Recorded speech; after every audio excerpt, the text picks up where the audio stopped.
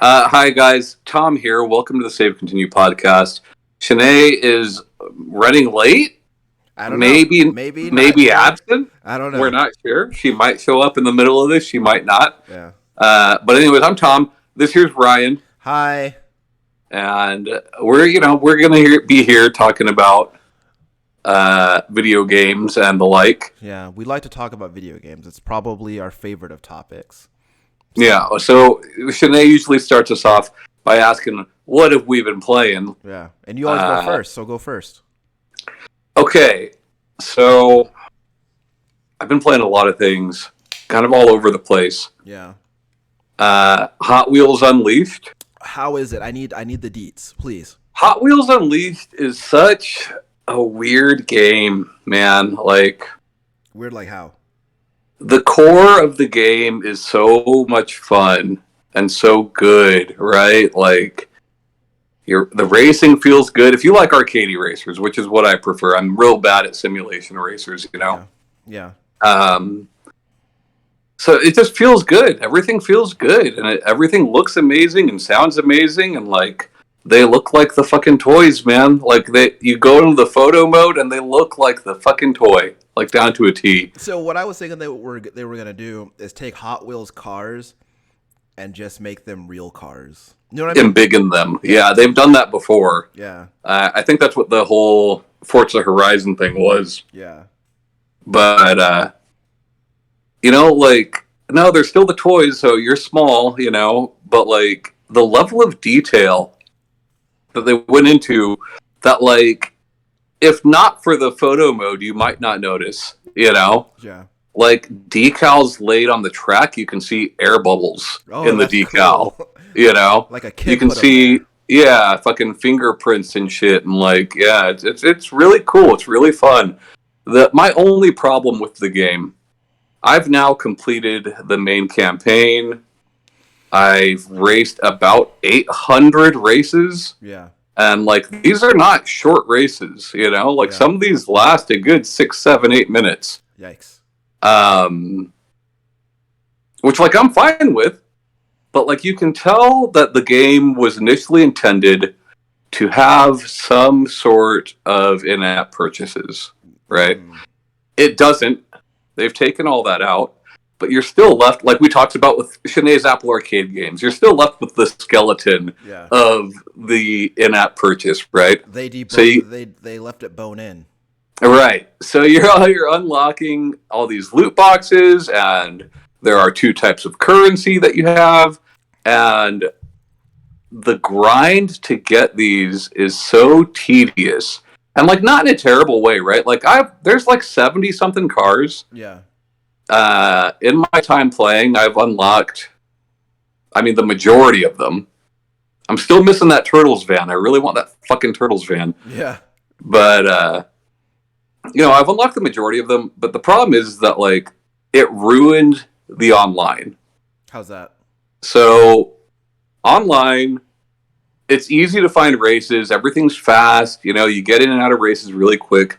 The problem is that people have realized that by participating in a race, you gain some of this virtual currency, regardless of where you place. If you place higher, you get more, sure. Right.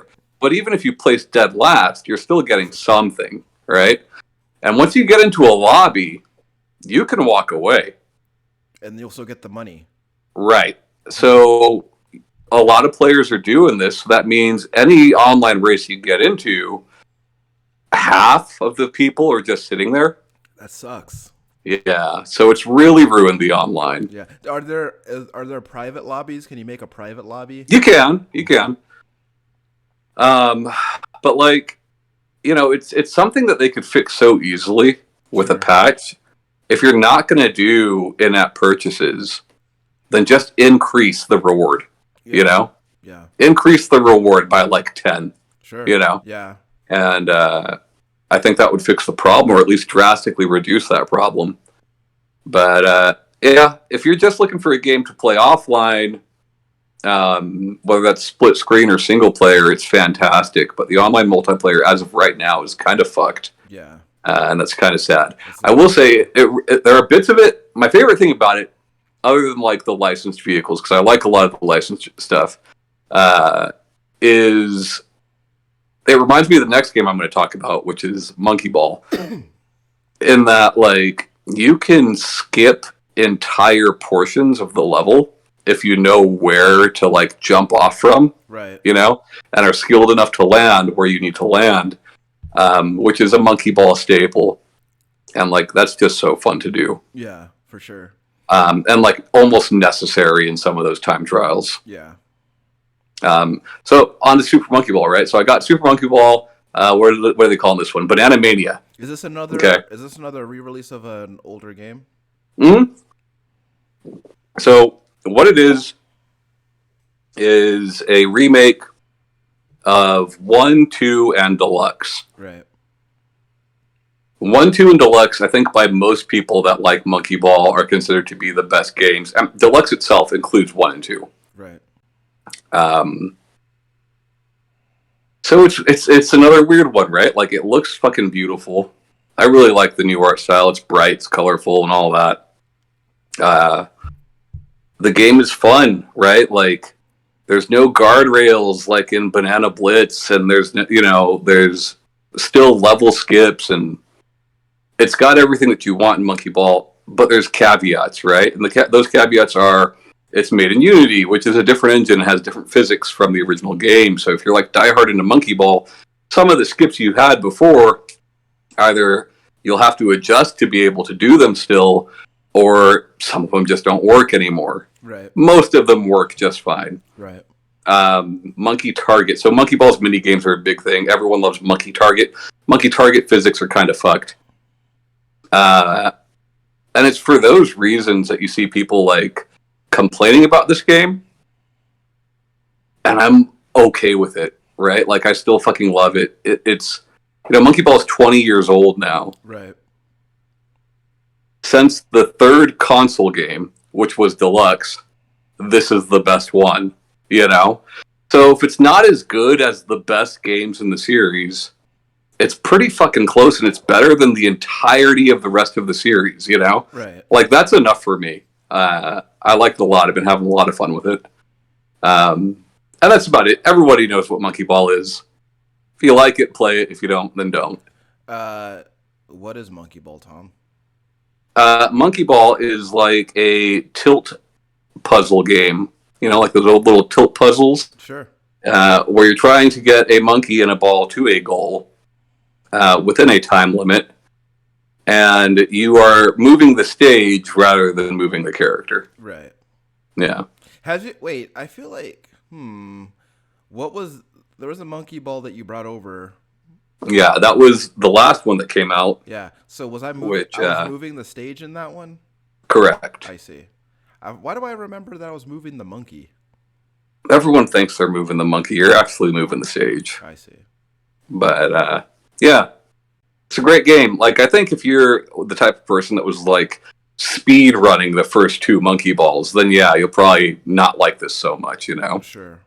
But if you're just somebody that loves Monkey Ball, like, this is the probably third... No, I'd even say this is the second best in the series. Sure. Because it includes 3 games, Yeah.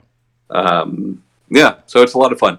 The last game I've been playing, which I just started playing last night, I'm already quite a ways in, is Final Fantasy Type 0, which I've attempted to play before. That's the one. Yeah, and then stopped, and then went back to, and then stopped, and I'm farther in the game now than I've ever been. Was that a PSP game? Originally, it was a Japan-exclusive PSP game. I think it's maybe the most underrated Final Fantasy game. Like, first the West didn't get it, and then when we did get it, it was at a reduced price, and people were only buying it for the Final Fantasy 15 episode Duskai demo. Yeah. Which is kind of sad, but like, it's such a good game. It's like, whether it is in name or not, it's part of that mainline series, right? Like, what is the Fabula Nova Crystallis, right? Like, it's part of that, which is like 13 and versus 13, which became 15, right? Like, it's part of all that. Fantastic game. Great characters, great combat, cool story, right? Like, It's a story about war, which Final Fantasy is not often about. It is sometimes about, right? Sure, yeah. But it's basically about how wars are typically fought by our youngest civilians. You know, Yeah. yeah, really good game. But yeah, that's really it. I got not Theme Hospital, 2 Point Hospital, Oh yeah. but I haven't fired it up yet. That's a game that Kaylee got into for a little while. Yeah. And I'd kind of watched her play a little bit of that and looked at the zany diseases that people would get, like Yeah. when you're lightheaded, your head turns into a light bulb, and Yeah, I mean, apparently, if you enjoyed Theme Hospital, this is very much like that. So I'm without, sure it'll be fun. yeah, without knowing anything about Theme Hospital, apparently it's basically that. So Yeah. that's cool. It's funny. You mentioning that that Monkey Ball was made in Unity reminded me of the fact that over the last 2 weeks or so, I've been thinking about the fact that because a lot of the game devs, well, all of the game dev stuff that I've been doing is in an engine called Godot, Hmm. and I was thinking about how Sonic Colors is made in that engine, or the remake rather was made in that engine. And I was thinking, I was like, over the last couple of weeks, I was like, what if I did Sonic 2 or 3 in Godot and gave it 3D assets and just didn't tell anybody? But that would be just a little project just to see if I could do it. Yeah. But yeah, so I've been playing quite a bit lately too. So I don't think I did tell you. I told you a few days ago that I finished Deathloop. Oh yeah. Yeah.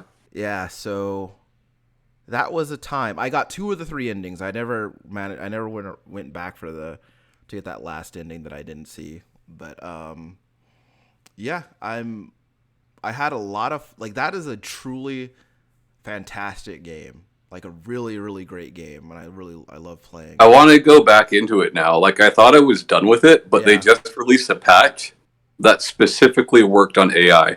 Yeah.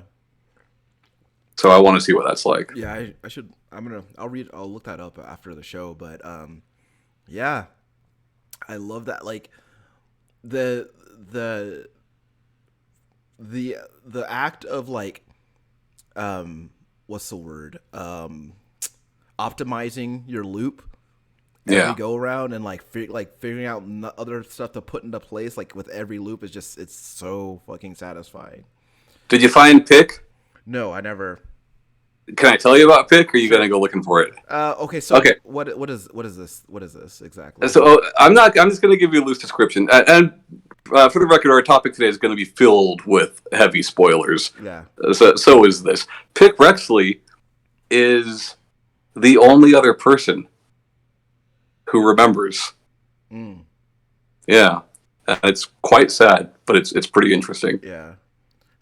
So it's Juliana. Like you think it's just you and Juliana, but no, Pick Rexley retains their memories too. So it's Juliana, Colt. Yeah. 2-Bit. Well, sure, 2-Bit. 2-Bit. He's always just looking after Master Charlie Game. Let's see. Well, I mean, I don't know about you, but there were several times going through there where I targeted Charlie with 2-Bit. So all the Eternalists just kill Charlie for me. Yeah. Yeah. I never managed to do that. But you can target Juliana as well. I did not know that. Yeah. Because I know that you can find commands to give to 2-Bit and use them. Yeah, that game just I've never played. I don't think that I can remember. I've never really played. Well, I played very few, I should say, first-person shooters where to me every gun looked, played, and sounded great. I just love all the weapons in that game. They're just all really fun and satisfying to use. Did you get what's the one with the shotgun with the glass bolt? Did you get that one? Glass bolt. It's one of the legendary weapons. I don't think so. Okay, so like it's a shotgun. The slug is glass. right? Oh, so the version that I got was the slug was explosive gas, and then the buckshot ignited the gas. Huh. Yeah, Interesting. yeah. So and Kaylee's was different too. I don't remember exactly what hers did, but like she had a different version of that gun too. Yeah. Um, but yeah, like I love like playing, especially like when when uh when you're doing like a lot of run and gun and like and you're shooting at guys while like jumping over like a wall or like sliding under something and like you like pop a guy and like you don't even stop moving and it's like it feels really good. And also the way that it allows you to like a lot of the time when a game has stealth options, I feel like once I'm compromised, it's kind of fucked from there, and I kind of just have to keep fighting my way through. Whereas Mm. this game allows me to kind of like get away from my pursuers for a little bit and then get the drop on them again. Um, Dude, how many turrets did you take into that party? Like, I just I had took fucking zero turrets turrets. all over the place. I took zero turrets into the party. I would carry one in, drop it, activate it, go back for another. Like, by the end of it, I had like 8 fucking turrets in that party. Yeah, I took zero turrets into the party. I feel like every time I went to the party, I was just doing it the hardest way possible. Like unintentionally, I couldn't figure because I would try But to once you realize there's the path to the immediate left yeah that like takes you up to like the roof and the ceiling and all that, yeah like that made it way easier. Did you do the beer? You did the beer, right? You have to, don't yeah you? I did the beer. But here's the thing: is that like so with Alexis, like I heard him complaining the first time I did the beer. Right, he actually Yeah. came into the room where the valve was, Yeah, you're supposed to, yeah. but like every other time after that, he would not come into the room. Huh, I wonder why. Yeah, like I would hear him like complaining about the beer, but then I would go out there to look. I would go out into like the main little area within that room to look for him, and he Yeah. would never be in there. Did you put him in the meat grinder? No, I don't even know where the meat grinder is. It's on that stage where he's talking. Okay. It's like there's like a trap door, Oh, okay. and you push a button and it opens and it puts him down there. It's so great. Yeah, but Deathloop is fantastic. If you're listening and you haven't played it, absolutely give Deathloop a shot because that game is really good. So after Deathloop, I actually went back and started started like trying. I'm actually gonna try to finish Prey this time. Mm. Um, It's kind of funny. Like I went back to Dishonored and you went back to Prey yeah, after well, like, Deathloop because I was just because you wanted more. I wanted more. I wanted more Arcane, but I didn't want like the I didn't want Dishonored Arcane because I feel like that was different. Well, what I thought was that Dishonored was going to be the different kind of like I don't know, like kind of game that I felt like playing.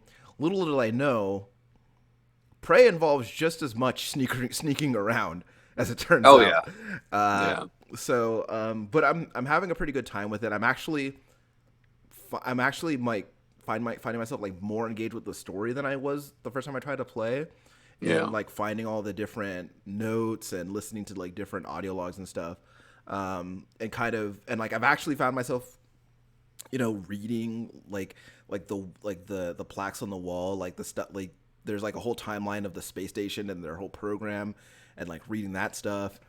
Um, but also as I'm learning, this is just this is just me talking here. I don't know what anyone else's experience is like, but I'm finding that game to be very difficult.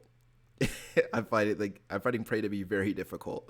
Um, It's a type of game that doesn't come around often, right? Like we talk about immersive sims, and like people nowadays think like I don't know whatever the latest Deus Ex is or Yeah. whatever, like Yeah. or even Bioshock is considered to be in that genre now. sure. And I think like Prey takes from System Shock heavily, Yeah. heavily, which is significantly harder than those games. Um, there's also a kind of I don't remember this being in the game when I first played it, but there's more of like a survival mode now Hmm. where You can like there. That Moon Crash or whatever. No, no, no, no, no, That no, one. no, no, no. This is like in like this is like there are options and there are modifiers that you can enable for like the main campaign that Mm. will where you can get like different things can like different like ailments and shit like that. Like you could you have to like perform upkeep on your weapons or they're like jam occasionally. Like I was using the glue cannon and like I let the condition get down too low and the fucking hose on the thing popped off. So I had to Yeah, like yeah. so I had to repair it. Like my suit got damaged. And so like if you go out into space with your suit damaged, you'll start leaking oxygen, shit like that. What's up? I hear a phone. I'm not sure if it's at my place or your place. Oh, I think that's KJ. Yeah. KJ. KJ. Your alarm's going off. Sorry, I It's thought I was cool. like, is that one of the kids? Like, what's going on? Um yeah, so I don't know. I think that Prey is like a really interesting game. But like one of the problems that I'm having is that I kind of went into it my memory of that game is like very like uh I don't have like a lot of details of my first like attempt to play the game, so like I went into it Yeah, expecting something different, I guess. yeah. So by the time I figured out like what kind of game it really was, like most of my resources were gone. So but I'm getting the hang of it. And two more games here. Uh I we started playing Kena Bridge of Spirits. Oh, yeah, it's a good one. Yeah, it's fun. It's very fun. I'm enjoying it for the most part. I really like those. I like those little rot fellers. Yeah. They're little cute little boys. Um, the combat feels actually better than I expected. Um, it I was like the combat quite a bit. yeah. It's really fun. I'm really enjoying the like kind of the way that like you're whenever you kind of purify an area or whatever. I love the way that, like the color comes back to it. It looks really cool. Um, I'm finding that there's one thing that I'm running into, and like Kaylee says that she hasn't been really experiencing it, but like there are these cutscenes that are kind of like flashbacks to like the past or whatever, Hmm. and like the dialogue on those is like super low, so like I can't hear them, and Hmm. so like I'm reading subtitles, but I could like barely make out that someone is talking. Yeah, I didn't have that problem either. Yeah, so maybe it's just I don't know, maybe it's just me, but overall the game is really neat. Like I don't know exactly what kind of game I was expecting, but it's very fun. Like I like the exploration aspect and the animation is fantastic. Um, I'm not sure though. Um, I'm not sure at this point like how much time I'm going to put into it because I'm liking it, but like I don't feel myself like regularly compelled to like pick it up, like as Hmm. opposed to like other stuff that I have going on. So, but it is neat. I'll give it some more time, and also I've been playing Back for Blood, which is fucking rad. Is it? I was really worried about Back for Blood Back for recently. Blood is fucking rad, dude. Yeah. I love that game. Um, yeah, I've been having a lot of fun with it. I've been playing with a lot of different friends, and we've the the differences that between like I guess because there's the obvious comparison to Left 4 Dead because of who made it. Well, and Um, because of all of their marketing for it. yeah, and because also I guess like the name itself. Yeah. But yeah, I'm really digging it. I love that I love that the different characters have different perks to them, so they're not just different skins of each other. No, I'm really enjoying a lot. I'm enjoying like there's like a lot of there's some different aspects of persistence within the game that I'm really enjoying. But like overall, it's just a really fun like shooter to hang out with your friends in. Um, it gives me a lot of like it gives me like a lot of like what I went to Left 4 Dead for. I don't know. I've been really enjoying it. Like I was excited for it to come out. I kind of like intentionally obscured my view of like a lot of the coverage and like a lot of the Hmm. preview stuff for it because there are certain games where like I love going in blind. Yeah. Um, and this You is didn't play any of the alphas or betas for this? nah, no. Mm. I actually I did watch a friend of mine. She got into the alpha, and so Yeah. I watched her play it for about an hour or so. But other than that, I didn't really know a whole lot about like any of like the systems. Like I didn't know about the cards or like how the runs were structured or anything like that. Yeah. But yeah, See, and that's the kind of stuff that really turned me off from it. Not that I don't like it. I'm sure I'll pick it up eventually. I can't see myself putting in the time I put into like Left 4 Dead 2. With Back for Blood. But like, I think my favorite thing about Left 4 Dead is the simplicity to it. sure. Um, yeah, but I also I do like the depth that they're going for with this game.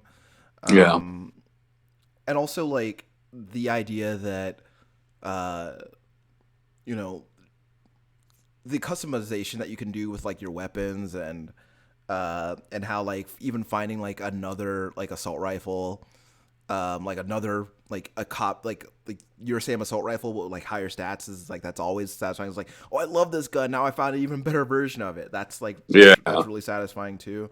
But like I've been really enjoying playing it. I think I have run into some hiccups though with uh like there's a little like with latency here and there. Mm. Um, but overall, it's been really good. I'm really enjoying it.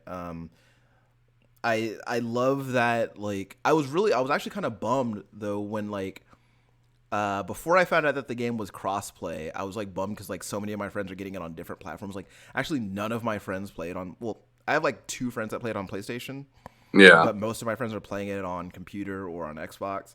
And Sure. and I was feeling kind of bummed about it. I was like, well, I can't live with any of my friends, but like the crossplay's been working really good. Uh, but yeah, Back for Blood is just a really fun time.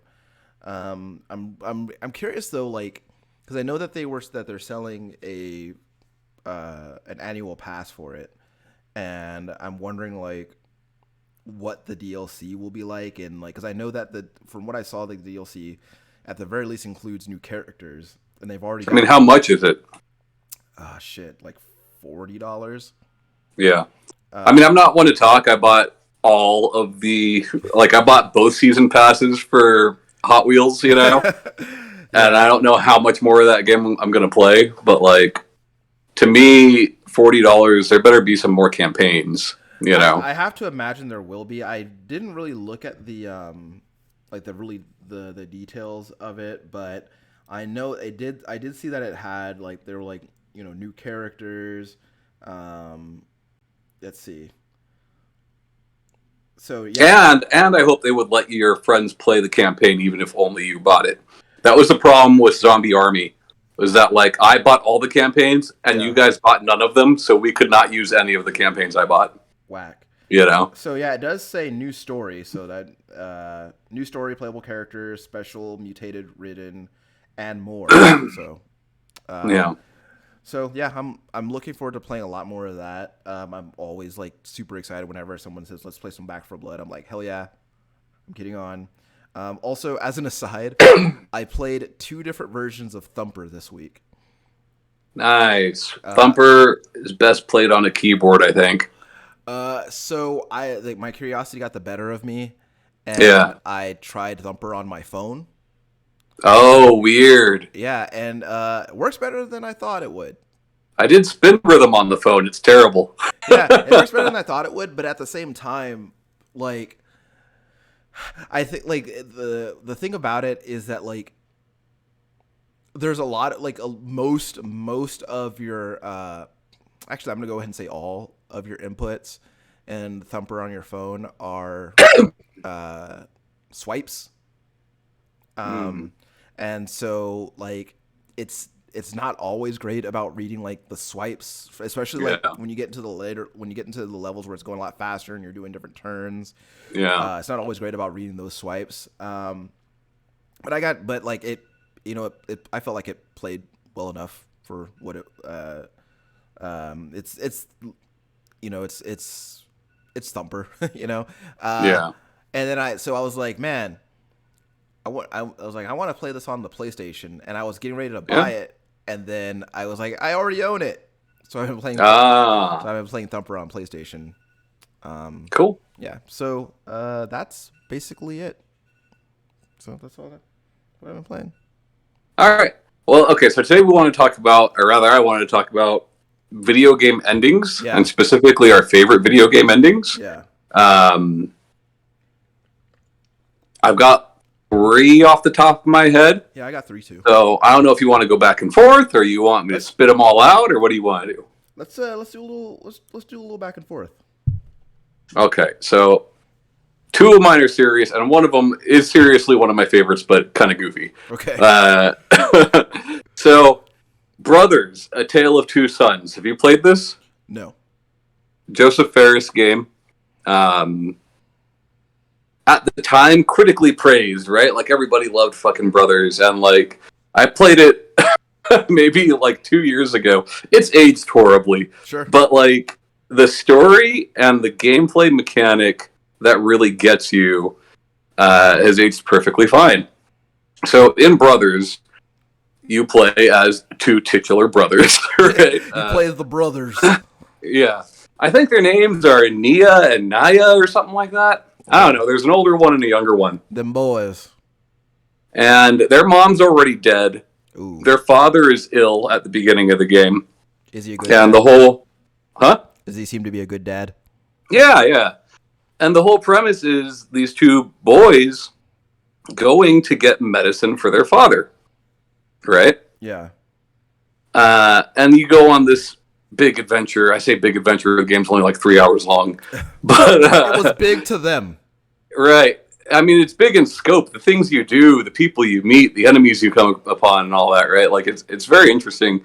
You control one brother with one stick and one brother with the other stick. And it's very interesting in that, like, at the beginning of the game, you're like, okay, this is weird. It's kind of like, patting your head and rubbing your belly at the same time. Like, it takes a while Twin stick to brothers. get used to. But you do get used to it. Yeah. And then eventually you get quite good at it. Yeah. And then at the end of the game, the older brother is killed. Right? Yeah. And and you bury him, like with gameplay, you bury him and you go back home. I don't want to play this But game. like it's powerful not because it's a character death, right? Right. I mean that's powerful too, but like character death has been done countless times across every fucking medium, right? Like it's not that's nothing new. Right. It's interesting in that it does something only a video game can do, in that for the past several hours, you've been controlling the game with one brother on one stick and the other brother on the other stick, and now you can't not feel that absence. Sure. You know what I mean? Yeah. Suddenly you're just controlling one person with one stick, and Yeah. it feels fucking weird, you know? Anyway, the younger boy ends up getting home and all that, and everything's fine. It's sad, but it's fine, you know? Yeah. But like, yeah, just that. Like, that's an ending that it's powerful because it's something only a game can really do. Right. You can't do that with a movie or a book, you know? Right. It's very interesting. Yeah. Yeah. This wasn't originally going to be one of mine, but like you talking about this kind of reminded me of one that I recently had, and I'm trying not to, because I know that I have a tendency to, like, whenever we have lists, mine are always disproportionately long. I get it, but I just wanted to mention this. So That's okay. I know that you haven't finished Death Stranding. Yeah, I've barely touched Death Stranding. Okay, do you mind if I No, disclose I mean, that's what this is. Okay. We're spoiling games. Okay, so I'm trying to get myself together before I talk about this. Okay, so at the end of Death Stranding, after you deal with the crisis that is that Sam has been tasked with handling. Um, do you remember the character Deadman?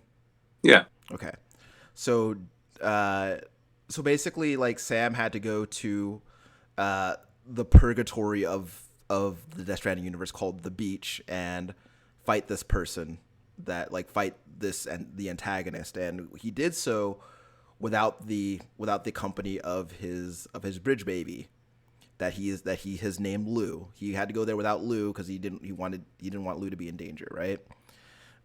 So the thing about bridge babies is they have like a finite lifespan, right?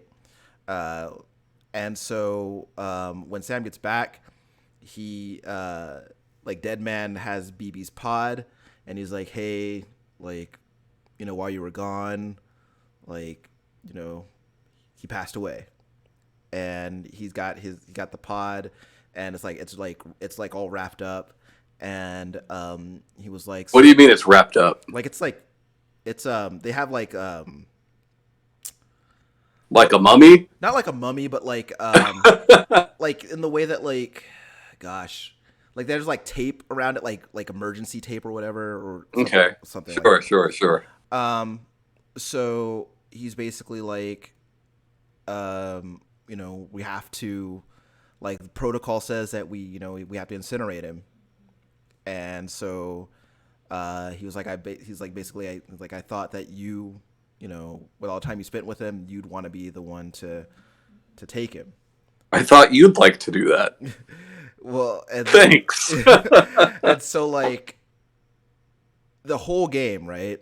Yeah. You've had BB with you, and he's been like helping you like tell where like the BTs are, and he's been kind of like he's just been like your companion this whole time, right?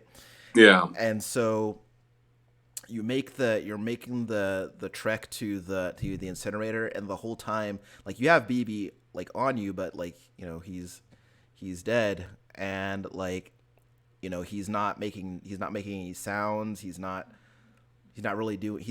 doing the things that he would do like before, and like his absence is like really felt because like you spent like tens of hours with him already. And normally when you press the touchpad, Sam will like call out like hello, like to like whoever else might be around, but like now when like in this section when you press it, he's like he'll say something like, I'm sorry, Lou, and this is all on me, and it's super sad. And you talking about like the thing with brothers, like it reminded me of that, because like that absence is, and it's very intentional, right? Because that absence, Yeah. like you spend all this time, like be it 3 hours or 60, like you spent the entirety of this experience with this other character, and they were But see, like to me with brothers, it's like it's the loss of a feeling. It's like a phantom limb, you know? yeah. Like, yeah, Yeah, so I don't know. It reminded me of that. sure, sure. Um, but I have to tell you about this because now, to make myself feel better, um, Sam is able to revive BB like at the last minute. Like he's about to incinerate him. He's like, "No, I love this baby. I'm gonna try to bring him back," and he does. So You know how in the trailers leading up to that game, it would show the baby giving the thumbs up? yeah, Like, I wish instead you were incinerating him and he gave the Terminator thumbs up. it's so funny You know? because like now, like it's weird that I have like a dual association with that now because I have the Terminator thumbs up. Yeah. And now that I forgot to mention I've been playing a bunch of Doom Eternal, but now that I've been playing Doom Eternal, Oh, yeah. whenever Doom guy dies a lava death, he does the thumbs up, and then now I have like the dual association with it. That's funny. But so the actual one of the actual endings that I had was Spider-Man Miles Morales. Really? Yeah. So basically, okay.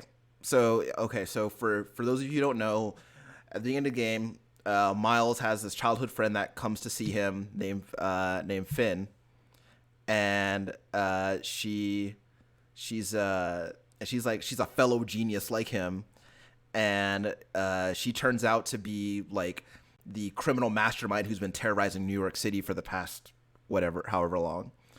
And so Miles and Finn both learn of each other's secret identities, and they have this big showdown at the end of the game. And Finn, like, Miles is trying to get her to listen about how, like, what she's doing is going to destroy the city and, like, kill a bunch of people. And she won't listen. Like, she thinks she's doing the right thing, apparently, because she's trying to get back at this mega corporation who killed her brother. But, well, and also Miles has lied to her a whole bunch. Yeah, he lied to her a whole bunch. So why would you listen to him? Yeah, so she's angry at Miles, and so, like, she's not listening to him, and he's trying to, like, he's trying to get her to change her mind, but, like, she's already, like, too far gone. And by the time she realizes that he was telling the truth, it's basically too late.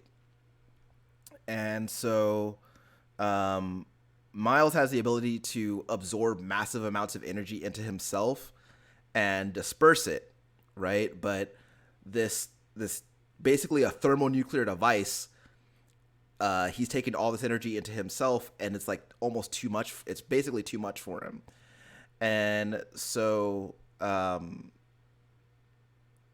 but I'm sorry, let me rewind. Before that, like, her and Miles are, like, falling out of a building, like, during their fight, and when she realizes that she's wrong, and then she says to him, "I'm sorry," and he was like, "Oh my god, I'm getting choked up," and he was like, "It's okay," and, like, that was just such, like, that was so, like, the amount of, like, affection that you have to have for somebody to see all that shit that they've done and, like, actually, like, have basically what is a fight to the death with that person, and have them come back to you and like be like, "I'm sorry," and then you just be like, it's okay, like, I care about you and whatever. But, like, when she kind of sacrificed herself to save the city by flying Miles up really high into the sky, like, while he had all the energy inside of him, and she tells him it's okay to, like, let go of it, knowing that it would kill her. Like, that was, like, a really, like, that really stuck with me. Like, because it's very often that one of the tropes that I've seen a lot of times, and, like, across all mediums, is you have the protagonist, and you have the protagonist's best friend, or their brother or whatever, and the best friend, like, turns into a bad guy, and then they fight each other, and it's very, but, like, it's so rare though that sort of also culminates in the antagonist realizing, like, "Oh shit, I was wrong. Let me do one last thing to make it right." Sure. And so that stuck out as, like, really powerful to me.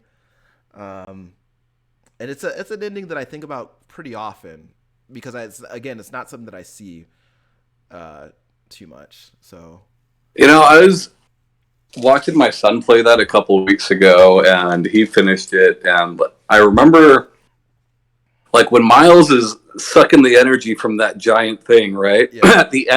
at the end of the game, I'm like, this is the very first bit of this game we saw. Yeah. Was the fucking ending, The very first piece of footage that they showed us was the end of the game. Yeah. And it's funny how, like, because it's not the first time that I've seen people do that.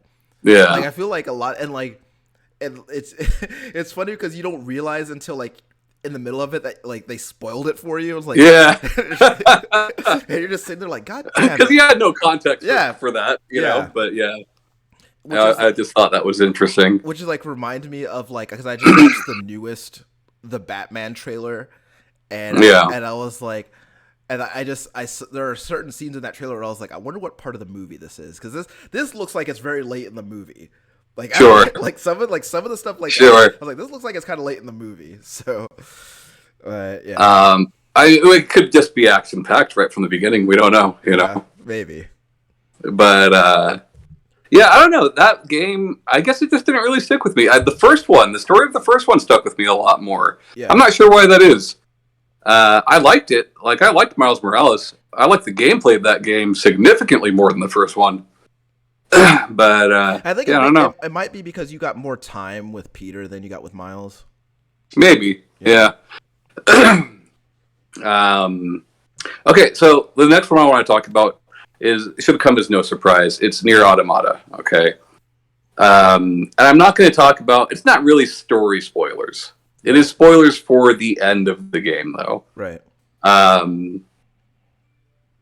So first, to start off, when you beat the game, the pods are talking, and they very clearly say, "Thank you for playing Near Automata." That's So it's like when all the Calypso says thank you for pronunciation playing Twisted people, Metal. yeah, all the people that bitch about the pronunciation, it's in the game. Sure. Okay. Yeah. Um, You got him, Tom. so the end of the game, right? You've played through this game now at least 5 times. Yeah. Well, technically like 3.5, but really you've played this game quite a lot. Right. You've finished this game quite a lot. If you're like me, you've finished this game 20 something times. 26, You know, technically, right? One for every letter of the alphabet. Yeah. Some of them only take a few seconds, but some of them are legit playthroughs, right? And you're playing the credits. And the credits of the game are the twin stick shooter bit. Right? We know the game has like these twin stick shooter bits, the hacking mini game Yeah. that you do with 9S quite a bit. So the names of everybody's coming down, and you're killing all the names of the people that have made this game. And you're doing good for a while. The credits are fucking long though, and eventually you get to a point where like there's too many names. Yeah. And you just keep dying. And so, do you want to restart? Yeah, and you start, and you die over and over and over again.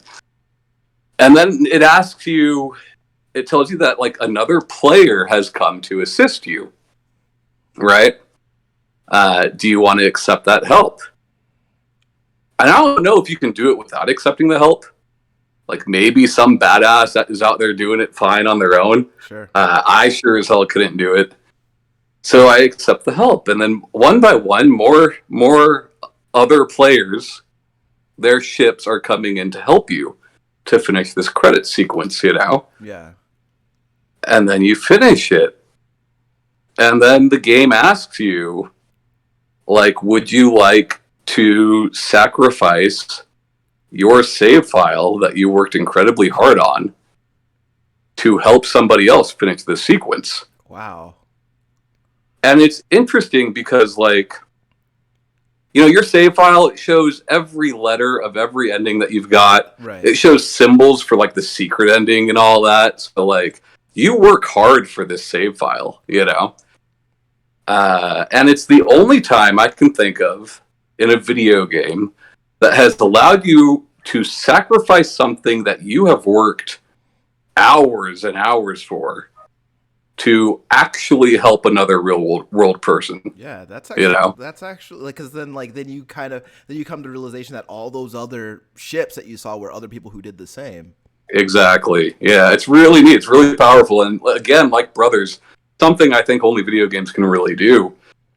And then you choose to sacrifice it, and it right before your eyes, you see it deleting everything one by one. You know. Yeah. Everything in your inventory, all of your ends and all that. Like it's pretty neat. It's pretty neat. And like, yeah, I really think like those were probably my 2 favorite video game endings for that reason. Right. Brothers is not one of my favorite games. You know, I like it okay, but like that ending though, you know. Yeah. Yeah. And I think it's definitely always possible to find something really meaningful in something that you know, that is otherwise forgettable for you at a certain point. Yeah, but it's stuff like that like where else can you get that besides video games, you know? Yeah, for sure. Yeah. And I think that like also that, because I think a lot of the time a lot of like it'll, because of his proclivities and his interests, a lot of people will say that Kojima should like make an actual film. Uh, I I don't. Well, one, I think that Hideo Kojima is a very messy storyteller for one, but I also think that the way that he tells stories, like there are things that would be lost on it without the agency of being an active participant in those stories. I think, Mm. and I think that a lot. I think that if like Near Automata was just, let's say Near Automata was a movie about someone else playing Near Automata, right? Hmm. And then you watch that person make that choice at the end of Near Automata. It was like, oh well, what a great person that character must be. Like it doesn't have the same impact as Yeah. as you doing that, right? Yeah. So so I can definitely And see what's that. funny is like the game has tailored itself to make it like you're not getting anything out of it, you know? Like you probably already have all the trophies at this point. If Right. not, you could just go fucking buy them in the game, you Right. know? Like you're not getting anything out of, like you could say, no, fuck that. I don't want to do that. I want to keep my save file. Yeah. And nothing different happens. Yeah. Nothing bad happens, you know? It's pretty interesting. So Yeah. it's basically because like no one will know that you didn't do that, right? Like no Right. one but you will know that you didn't do that. Right.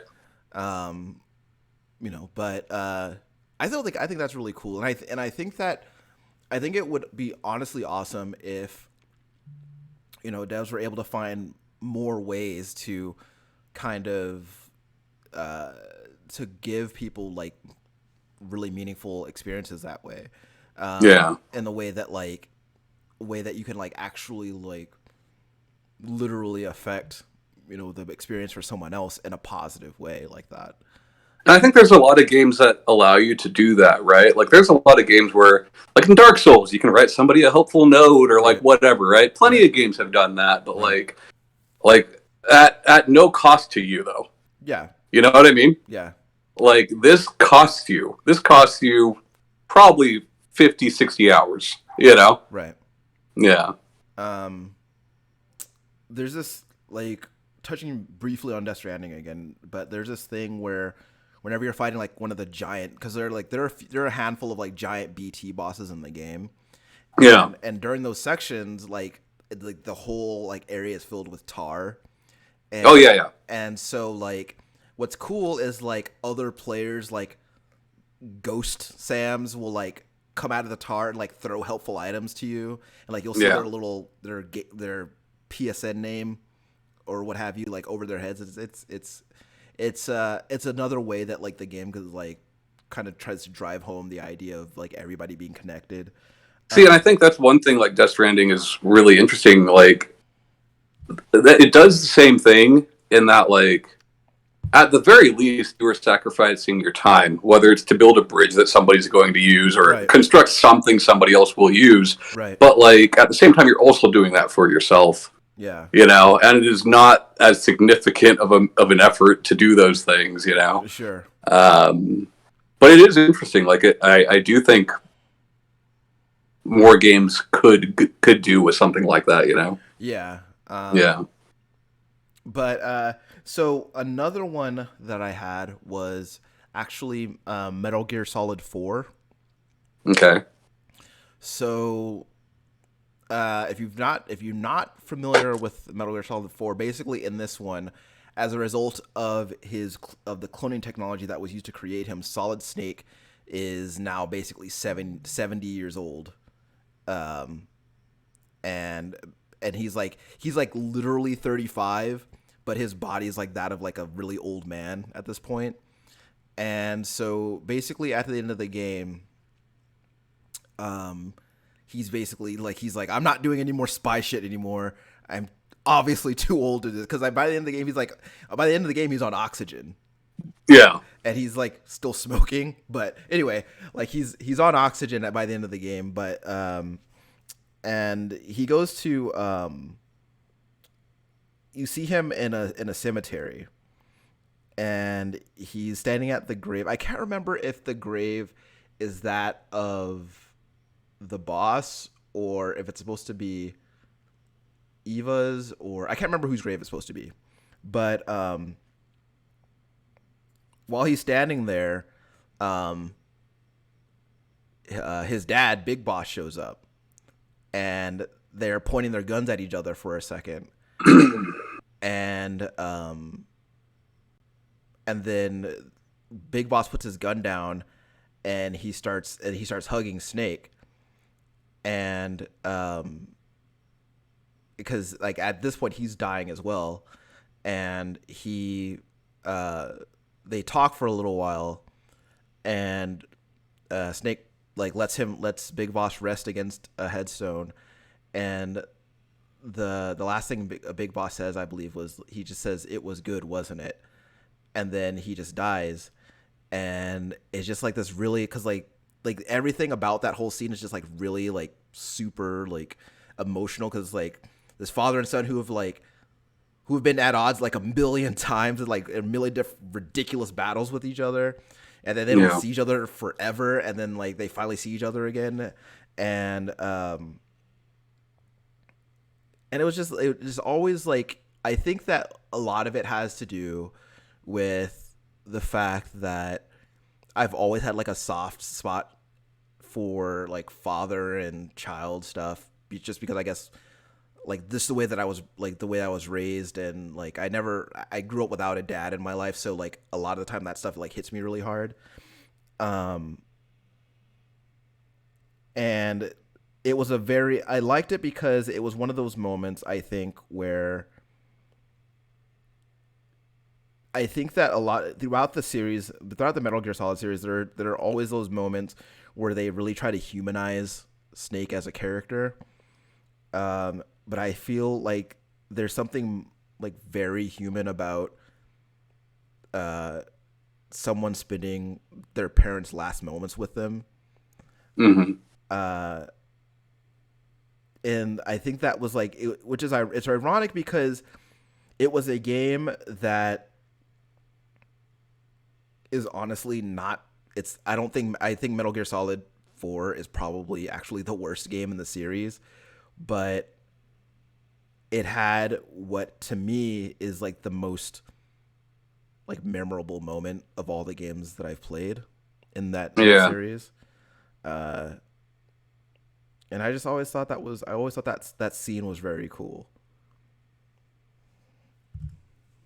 Yeah, I think it definitely had, like, it had the advantage, right? Like, it had the advantage of having all those games come before it. Yeah. You know what I mean? Yeah. Like, if you think about Solid, like, what's the biggest twist in that story? Like, Liquid Snake is probably the biggest twist, which, like, you probably knew before it happened, you know? Yeah. Yeah, that's a good one. Okay, so my final one is one I'm sure that Ryan agrees with, and that is not all, but a tremendous amount of the endings in the Tekken series. I mean, how can you not love them? You know? Yeah. How could you not love them? We spent a good like hour and a half or so like watching all the endings like throughout. Yeah, that's the best thing about 7 is being able to unlock the majority of those endings and watch them. Yeah. Like they're fucking hilarious. Yeah, you know? Which is, it's funny because I feel like those endings kind of undermine like what is happening. Yeah, well, like there's a tone I feel like that Tekken like through its like lore and like whatever else they're doing, like they kind of tried to like we're badasses and we're fighting and everybody's strong and but most of the endings are like really silly. Well, and I think like the endings that matter aren't, right? Like they take themselves more seriously. Yeah. Say what you will about the Tekken 7 story. I know it's not fantastic, but like, you know, throwing Heihachi into the fucking volcano and having the flashbacks of everybody else getting thrown in the fucking volcano, you know, like that's pretty powerful. Yeah. But like it's it almost reminds me of like Metal Gear, like Yakuza, where it's like there's some serious stuff here, Yeah. but also let's be fucking stupid sometimes, you know. Yeah, for sure. And I love that, man. Like Tekken 3, of course, everybody remembers Tekken 3 endings probably the most, right? All the fucking dumb shit, Yeah. gone racing away and all that crap, and like Well, I always like the King ending where the developers are like the children. But they just shrink them down, you know. Yeah. I don't which Tekken was it where Kuma he was in the spacesuit and he like Oh yeah. and he's celebrating too hard and he accidentally like cuts a hole in Yeah. the spacesuit.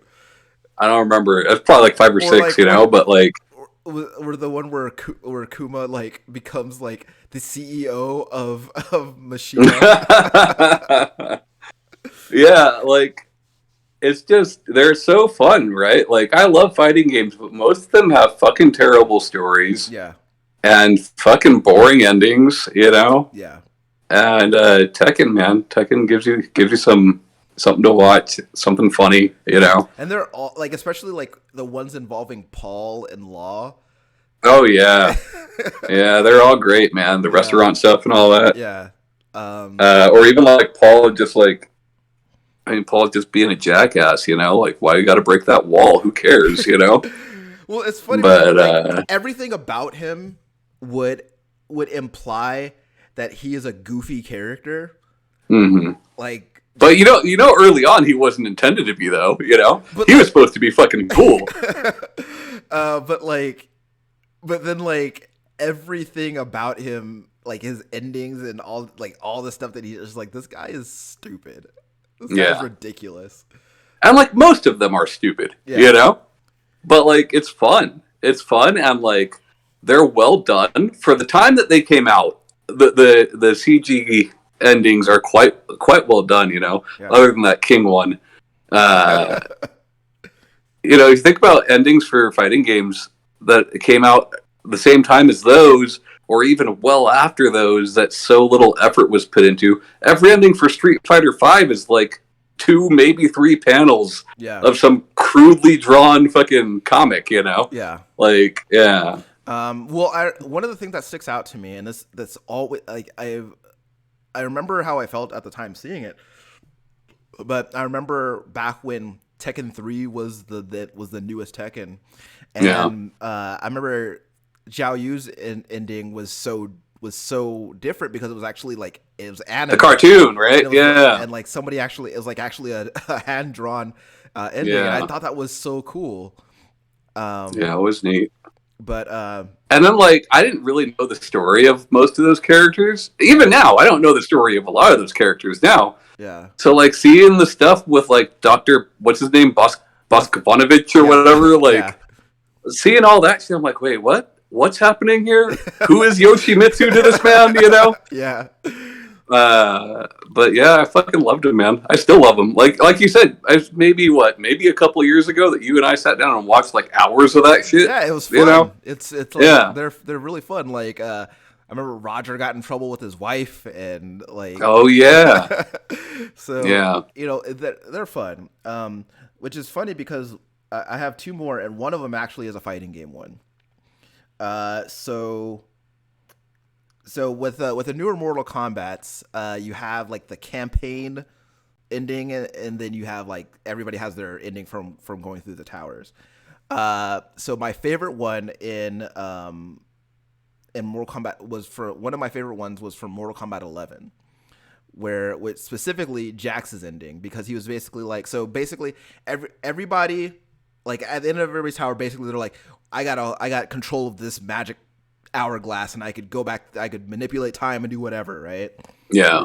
And Jax was just like, I'm going to make sure that slavery never happens, and I'm going to make Africa super awesome and prosperous, and also I get to keep my real arms for the rest of my life.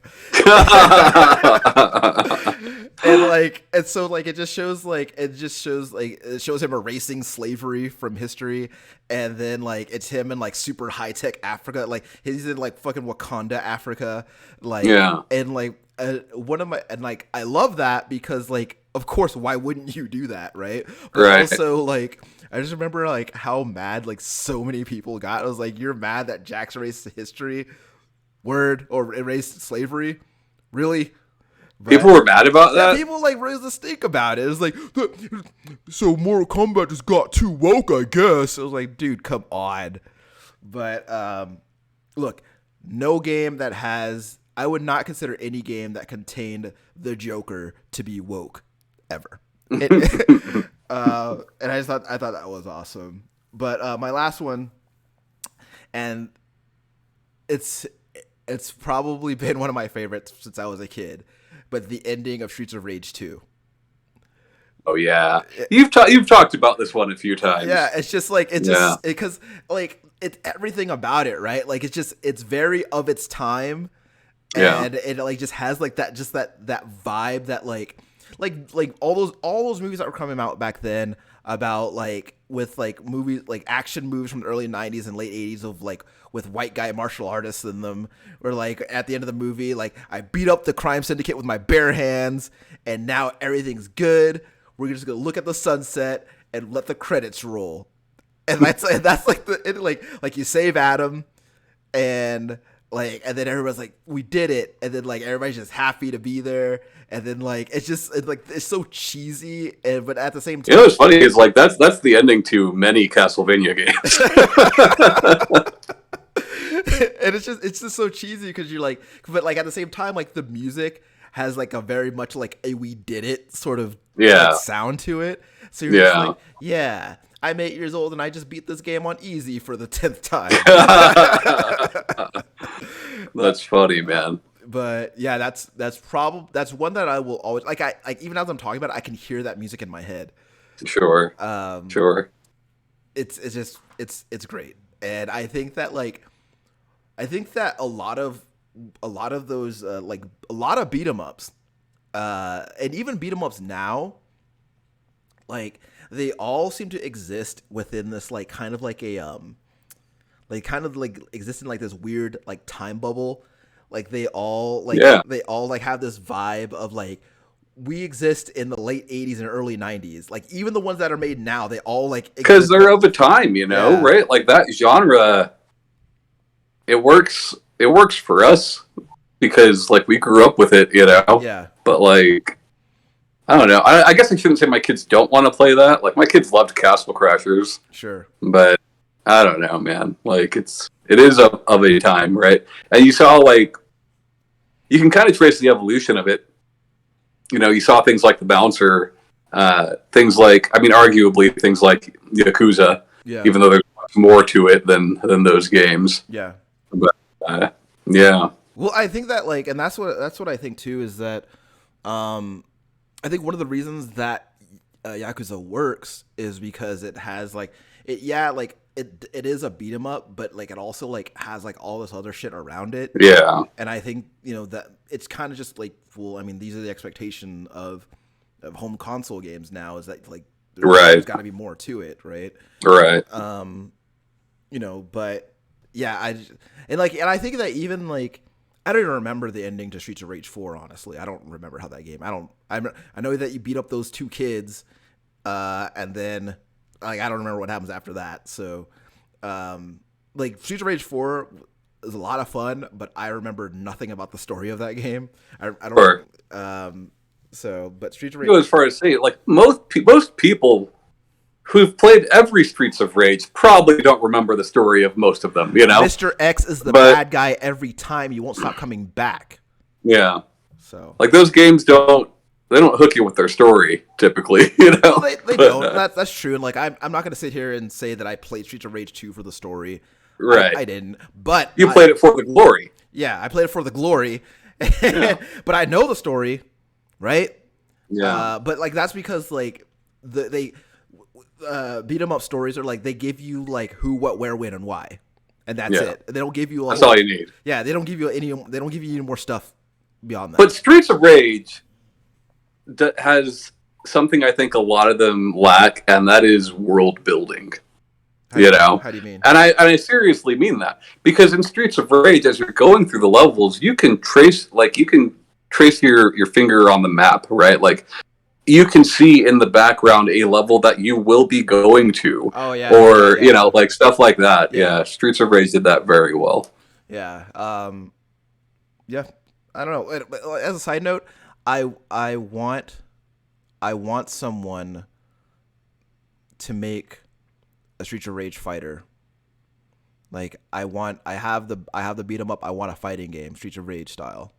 I want those guys. I want Axel and Blaze and Skate and Max and I mean, you could keep Dr. Zan. That guy sucks. But you know, bring that Kangaroo Boy back and Cherry and Adam, all those guys. I want them.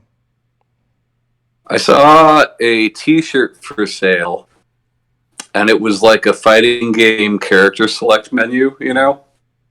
But it had all the like anthropomorphic animal cartoons on there, so like street sharks and turtles and biker mice and like all that crap. That sounds badass. I'm like, yeah, I'd like to play that one. Yeah, I would like actually. I was actually surprised because I was talking to someone recently about how much I would very much love for there to be a Street Sharks video game.